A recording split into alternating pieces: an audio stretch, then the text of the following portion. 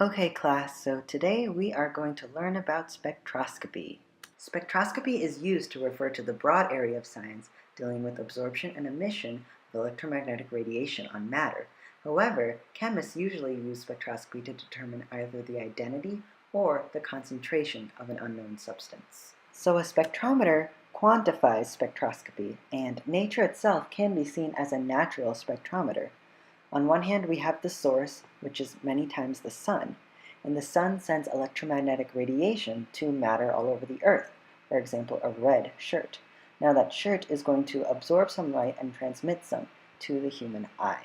Now a man-made spectrometer also has a source which sends electromagnetic radiation to the monochrome matter, which can actually change which wavelength of light it sends to the sample, and depending on that wavelength, the sample will absorb a certain amount of light. So, to calculate absorption, you divide the amount transmitted from the substance over the original and multiply by 100 to get the percent transmittance. Then you put it in 2 minus log of that answer, and you get absorption. Or you could just read it off the spectrometer. Okay, and that brings us to Beer's law, which is capital A equals A times B times C. Now the capital A stands for absorption, the lowercase a stands for absorptivity. Now we know not all substances absorb light the same way, just like the green of a grass is not going to absorb the same amount of light as the red of a rose petal. B stands for path length, and C stands for concentration and molarity. In our lab, we focused on copper sulfate. Now we have to remember that these solutions have to be colored for this to work. We used the monochromator to test different wavelengths, after of course calibrating it with some DI water. And we noticed that the peak absorbance was at a wavelength of around 800 nanometers. Then we used M1V1 equals M2V2 to make 6 different dilutions ranging from 0.05 to 0.1 molar, and we also received 2 unknowns. We put them through the mass spectrometer with that 800 nanometer wavelength, and we got a linear graph. So why is it so important that this graph is linear? Well, if we look at Beer's law, A equals ABC, since we didn't change A or B, that would be constant. C would be the variable, and plus 0 would be the y-intercept. If we go back to our graph, we see that the y-intercept on the line is very, very close to 0, and the linear regression is very, very close to 1, meaning that our data does adhere with Beer's law. And finally, we conclude that absorption is directly proportional to concentration.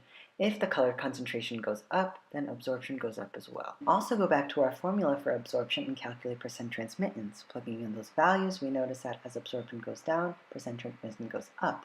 Now at 0.1 molar, it was around 5%, and at 0.09, it's already around 8, which means that absorption is inversely proportional to percent transmittance. Obviously, the more it absorbs, the less it transmits. Now let's find the concentrations of those two unknowns. We already have the formula for the line, and we have our absorbance. All we need to do is plug in our absorbance from the data table and calculate concentration. So where could we go wrong? Let's say we were making our dilutions of the copper sulfate and we accidentally added too much copper sulfate in.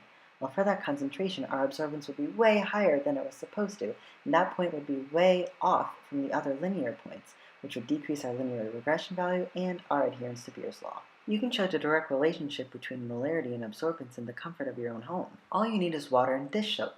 Make one more concentrated than the other, and make sure to use the same glasses. When you shine a light through, notice that more light and a wider spectrum of light is going through the less concentrated solution than the more concentrated solution. Thank you, and I hope you enjoyed my presentation.